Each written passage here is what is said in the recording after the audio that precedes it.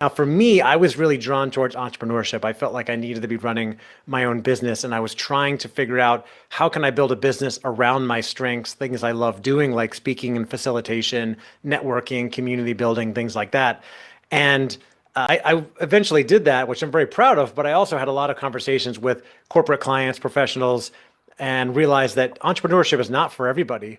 But what I think everybody does want is to feel happy and fulfilled in their careers. So I took a lot of the lessons that I learned in going through that transformation and learning from so many other people and put them together in a framework that became a keynote as well as my first book, Own Your Career, Own Your Life, which is all about teaching people to take more ownership, more responsibility in their career, set a vision, make a plan, and then go out and take action to achieve more of what they want in their career and in their life. And when I was reading these books, it was a really nice transition because I feel like the own career, own your life is I feel like that's like the base that people need to cover, and I want to get into some of that. And because I was like, well, you can't really build a brand necessarily until you own your career and you know what you Yeah. understand the ins and outs. So this was a nice like this the brand book was just like a nice continuation.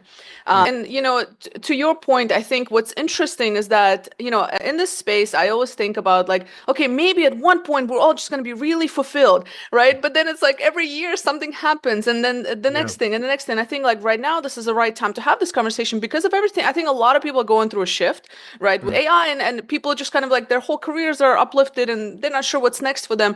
So for people who are listening to this, and maybe they find themselves in that situation, right?